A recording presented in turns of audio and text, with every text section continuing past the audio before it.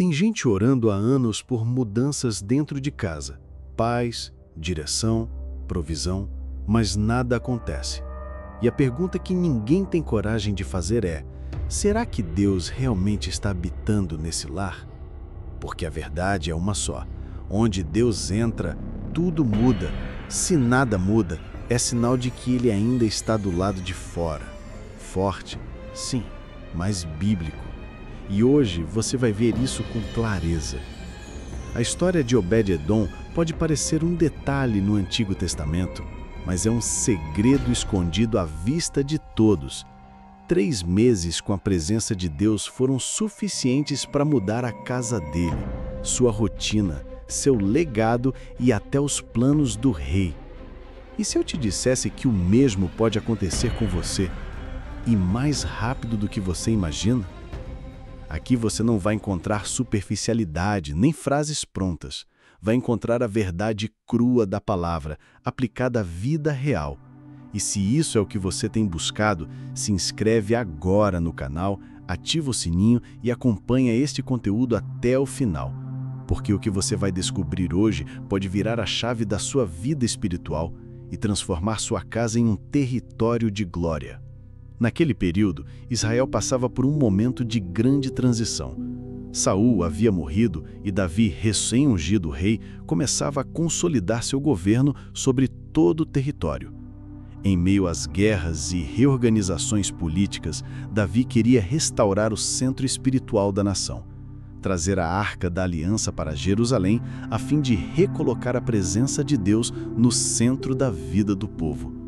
Mas algo inesperado aconteceu e o plano precisou mudar de rumo. Durante o transporte da arca, um homem chamado Uzá morreu ao tocá-la de forma imprópria. Isso causou temor geral. A arca, símbolo da presença divina, se tornou um objeto temido.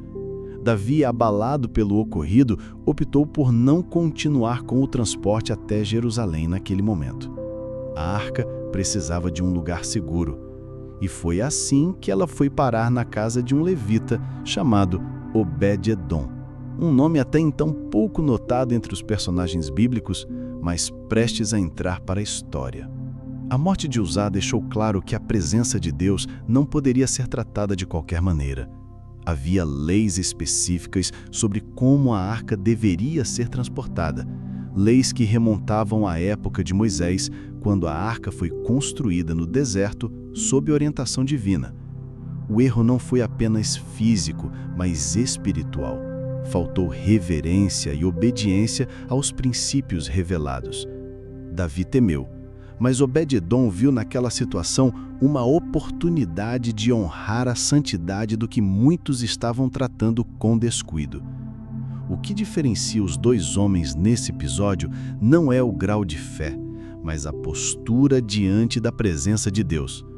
Davi, mesmo sendo um homem segundo o coração de Deus, precisou de um tempo para entender o peso da responsabilidade. Obed-Edom, por outro lado, era levita, familiarizado com os serviços sagrados e reconheceu o privilégio que era abrigar a arca, mesmo diante do temor geral. Em um tempo de instabilidade nacional e redefinição espiritual, ele se dispôs a abrir seu lar para aquilo que os outros preferiram manter à distância. Obed-Edom não era sacerdote do templo, até porque o templo ainda nem havia sido construído. Ele era um homem comum entre os levitas, vivendo em uma época em que Israel estava sendo reorganizada política e espiritualmente. Sua casa se tornou uma espécie de santuário temporário. Enquanto muitos recuavam, ele se dispôs a preservar a presença de Deus em um momento delicado para a nação. E isso nos mostra algo poderoso. Deus não procura palácios, ele procura disponibilidade. A fé-propósito de Obed-Edom se manifestou não em palavras, mas na prontidão de sua casa. Enquanto outros viam a arca como um risco, ele via como um convite. O que para muitos era motivo de afastamento, para ele era motivo de honra. E o resultado não tardaria a aparecer. A Bíblia é clara ao dizer que a casa de Obed-Edom e tudo quanto ele possuía foi abençoado. Esse detalhe se tornaria conhecido rapidamente em toda a região, inclusive pelos ouvidos de Davi. O ambiente de medo que cercava a arca deu lugar à evidência de que, quando a presença de Deus é recebida com reverência, o impacto é positivo, não destrutivo. Não era sobre sorte, era sobre posicionamento. As histórias bíblicas nos mostram que Deus não muda, mas a maneira como o tratamos muda tudo ao nosso redor. A bênção estava diretamente ligada à maneira como a presença foi acolhida, com respeito, temor e honra. É interessante observar que, mesmo sem fazer barulho, sem ser protagonista nos livros anteriores, Obed-Edom entrou para o cenário bíblico por causa de uma escolha simples, porém ousada: receber a arca em sua casa. E foi essa escolha que deu início a uma transformação que iria muito além das paredes de sua residência. A arca ficou na casa de Obed-Edom por apenas 3 meses, um curto período, mas o suficiente para que todos notassem algo diferente acontecendo ali. Em uma época marcada por instabilidade política e social, com Israel recém-unificada sob o governo de Davi, o testemunho de transformação na casa de um levita ganhou força. O texto bíblico é direto. Deus abençoou sua casa e tudo quanto ele possuía. Isso não era linguagem simbólica, era algo visível, concreto, inegável. A presença de Deus não afetou apenas o ambiente espiritual daquele lar. As histórias bíblicas nos mostram que onde Deus é bem-vindo, o impacto se espalha para todas as áreas da vida. A família de Obed-Edom prosperou, seus bens cresceram, seu nome se espalhou. Num tempo em que a economia era rural e as possessões eram vistas nos campos, nas colheitas e nos rebanhos, a bênção era visível a olho nu. A fé-propósito dele resultou em evidência prática. É importante entender que a bênção não foi acidental. Ela foi consequência de um ambiente preparado. Obed-Edom era levita, conhecia as leis e sabia o que era necessário para honrar a presença da arca. Sua casa tornou-se um reflexo de reverência. E Deus não habita onde não é honrado. Isso nos remete a outros personagens bíblicos, como José, que mesmo na prisão transformava o lugar com sua integridade. Quando a presença de Deus está em alguém ou em algum lugar, o ambiente inteiro se ajusta. A Bíblia não menciona que Obed-Edom fez sacrifícios ou campanhas espirituais, mas mostra que a presença de Deus foi suficiente para mudar a atmosfera. Essa transformação visível é um padrão em várias histórias bíblicas. Em lugares onde Deus era recebido com reverência, a mudança era inevitável. Foi assim com a casa da viúva em Sarepata, quando Elias foi hospedado ali. Foi assim com a sunamita que preparou um quarto para Eliseu. A presença traz provisão. Se naquela época, antes mesmo do templo existir, Deus se movia em casas simples, isso revela algo poderoso. Ele se manifesta onde encontra espaço. Não é necessário luxo, nem ornamentos dourados. É necessário um ambiente de fé. A Bíblia está cheia de momentos em que ambientes foram radicalmente alterados porque Deus foi colocado em primeiro lugar. Obed-Edom nos ensina isso com sua casa, que se tornou símbolo de transformação, não por status, mas por acolhimento. As histórias bíblicas não nos deixam esquecer que Deus deseja habitar entre o povo. Desde o tabernáculo no deserto até a descida do Espírito Santo no Pentecostes, o plano sempre foi o mesmo: estar perto. Mas há uma exigência constante: espaço. Quando ele entra, ele não entra como hóspede, entra como Senhor. E isso significa mudanças. A paz que reina, os conflitos que cessam, a fartura que chega, tudo isso são reflexos da presença. Davi, ao ouvir que tudo estava sendo abençoado na casa de Obed-Edom, entendeu que o problema não estava na arca, mas na forma como ela era tratada. Isso é significativo. Ele percebeu que o medo inicial estava ligado à ignorância sobre os princípios. Mas em um ambiente de entendimento e honra, a arca não causava morte, causava vida, e era impossível ignorar o que estava acontecendo na casa daquele homem. O lar de Obed-Edom se tornou uma espécie de testemunho vivo para o povo de Israel. A arca não destrói onde há reverência, ela transforma. E a transformação não se limita ao invisível, ela toca nas áreas práticas da vida. Uma casa onde Deus habita não passa despercebida, e era só o começo da história de Obed-Edom. Na estrutura social de Israel naquela época, havia distinções muito claras. Reis governavam, sacerdotes ministravam e levitas serviam. Nobres e guerreiros ocupavam posições de prestígio, enquanto o restante do povo vivia de forma comum, com rotinas marcadas pelo trabalho diário e a manutenção da família. Obed-Edom não aparece nas escrituras como alguém de destaque político ou religioso. Ele era um levita, sim, mas fora dos grandes holofotes de Jerusalém. E ainda assim, a Arca da Aliança foi parar exatamente em sua casa. Isso não foi coincidência, foi um sinal. A Arca da Aliança, símbolo máximo da presença de Deus, não precisou de colunas de mármore ou tapeçarias reais para se instalar. Ela repousou em um lar comum, humilde, sem títulos. O que Deus procurava não era posição, mas disposição. Isso quebra expectativas religiosas e sociais, porque, ao contrário do que muitos esperavam, a presença de Deus não se limitava ao sagrado institucional, mas podia se manifestar na intimidade do cotidiano. As histórias bíblicas nos mostram isso de forma recorrente. Foi na tenda de Abraão, no deserto, que Deus apareceu como visitante. Foi na casa de Raabe, em meio a um povo inimigo, que Deus guardou os espias. Foi no estábulo, em Belém, que o próprio Cristo nasceu. Deus não é atraído por aparência externa, mas por corações prontos. A casa de Obed-Edom se tornou símbolo de que qualquer espaço pode se tornar um santuário, desde que seja consagrado com fé e propósito. Na realidade da época, ter a arca em casa significava responsabilidade. Não havia garantia de bênção automática.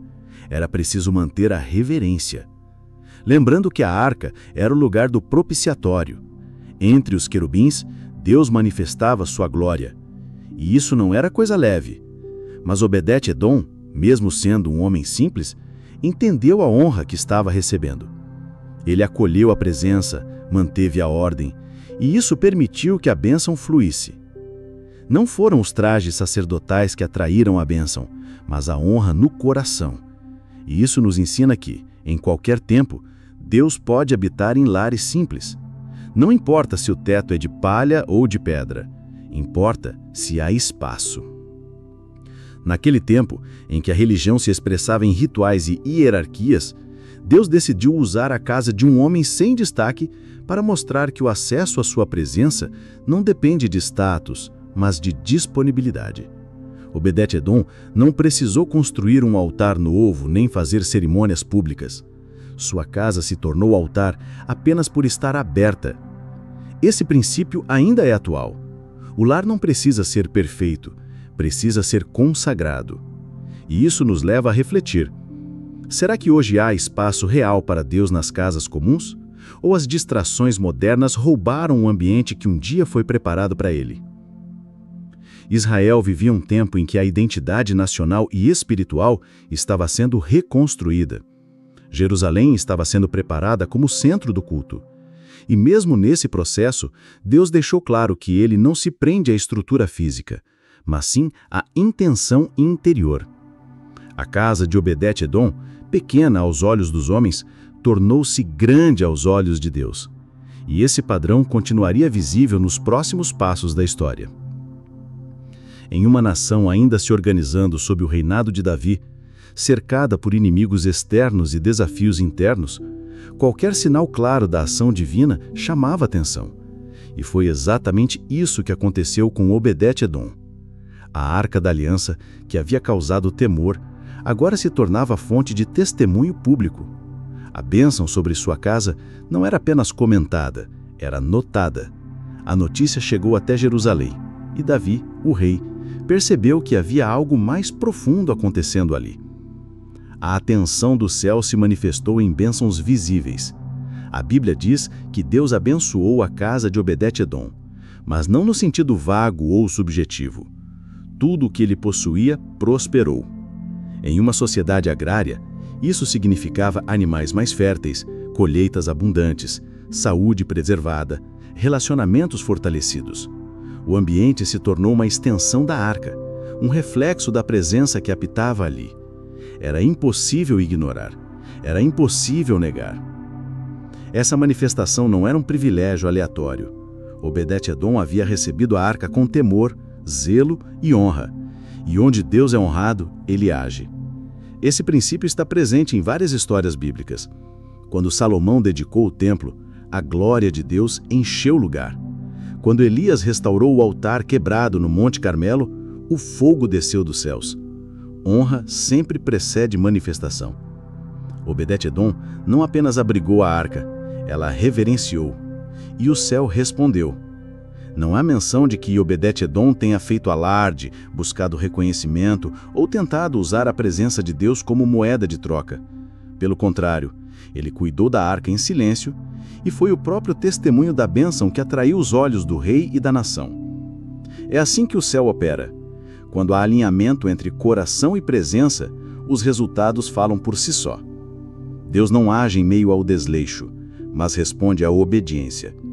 É curioso notar que entre tantos personagens bíblicos, poucos foram associados diretamente a esse tipo de transformação doméstica. Obed-Edom foi um desses. E isso mostra que o lar pode ser palco de milagres tanto quanto os altares públicos. Quando a presença de Deus é entronizada em casa, as estruturas espirituais e materiais mudam. E a atenção do céu, quando voltada para alguém, muda a direção da vida dessa pessoa por completo. Não havia templos de pedra naquela época. O templo seria construído depois, por Salomão. Mas a casa de Obed-Edom se torna um tipo de templo vivo. Ali, Deus se manifestou. E onde ele se manifesta, há mudança, há movimento, há multiplicação.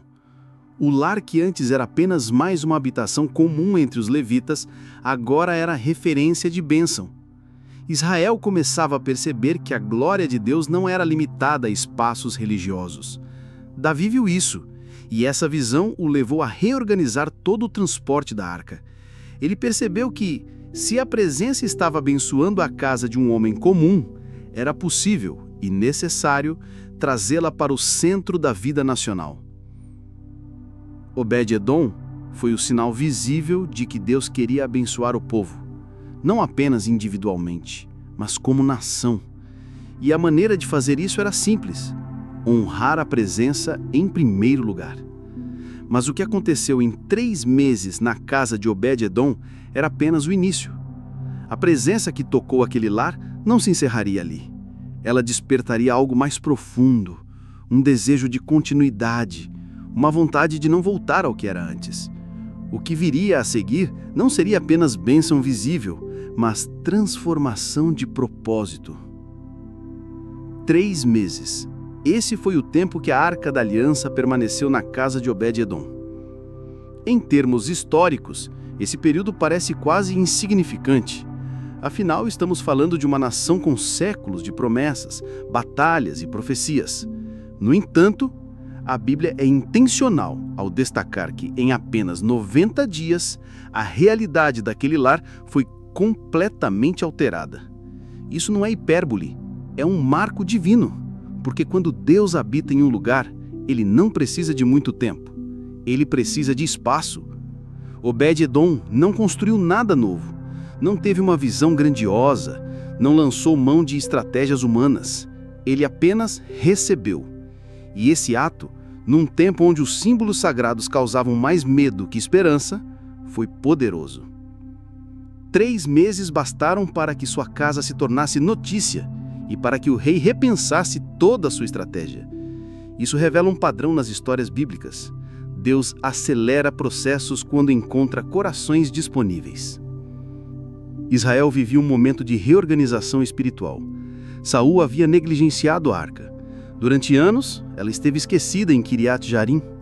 O povo havia perdido o senso da presença. Quando Davi tentou restaurá-la, o erro no transporte e a morte de Uzá expuseram o despreparo. Mas foi na casa de Obed-Edom que Deus começou uma nova fase, não baseada em estrutura, mas em disposição. O que anos de descaso espiritual não produziram, 3 meses de reverência geraram. Esses 90 dias de transformação mostram que a presença de Deus não age conforme o tempo humano, mas conforme o propósito eterno. Os personagens bíblicos, como Moisés, que passou 40 anos no deserto, ou José, que esteve anos na prisão, aprenderam isso na prática. Mas aqui vemos o outro lado da moeda. Quando Deus decide abençoar, Ele não precisa de décadas. Basta que alguém diga, entre e fique à vontade. O resultado desses 3 meses foi tão visível que o próprio rei Davi decidiu agir. Ele compreendeu que o problema não estava na arca, mas na forma como ela era tratada. E é aqui que vemos algo profundo. A presença de Deus exige alinhamento. Obed-Edom não mudou o mundo, ele mudou a sua casa. Mas ao fazer isso, ele provocou uma mudança em escala nacional. Pequenos começos podem provocar grandes repercussões. A lição que fica desse trecho das histórias bíblicas é clara. Deus não está preso à linha do tempo humana. Enquanto muitos esperam grandes mudanças ao longo de anos, Deus pode fazer em 3 meses, ou até menos, aquilo que nenhum esforço humano conseguiu em décadas. Basta que o ambiente esteja alinhado com a fé, com o propósito e com o temor. E foi exatamente isso que Obed-Edom entregou. Em um tempo de instabilidade e correções espirituais, a casa de um homem comum se tornou o centro da ação divina, não porque ele pediu um milagre, mas porque recebeu a presença. A Bíblia não deixa dúvidas. Quando Deus é honrado, Ele responde. O que transformou a casa de Obed-Edom pode transformar a sua. Mas atenção, Deus não habita onde é apenas tolerado. Ele se manifesta onde é desejado com profundidade. Talvez você esteja esperando mudanças há anos, mas Deus só precisa de um gesto seu hoje. 3 meses com Ele foram suficientes para mudar tudo naquela casa. E você? Quanto tempo mais vai esperar? Está na hora de fazer da sua casa um altar, de sair da religiosidade superficial e mergulhar no que é verdadeiro. O lar que Deus entra é o lar que o céu responde. E isso não é discurso, é padrão bíblico. Então olhe em volta e responda com sinceridade. O que precisa sair da sua rotina para dar espaço para a presença de Deus? Porque onde Ele reina, há ordem, paz, provisão e propósito. Se essa palavra te confrontou e acendeu algo dentro de você, não deixe esse fogo apagar. Aqui a gente não entrega conteúdo raso, a gente entrega princípios que podem redefinir sua história. E se é isso que você quer, raiz, profundidade, transformação real, então se inscreve agora no canal, ativa o sininho e entra nesse compromisso com a palavra, porque isso aqui não é só mais um vídeo, é um chamado.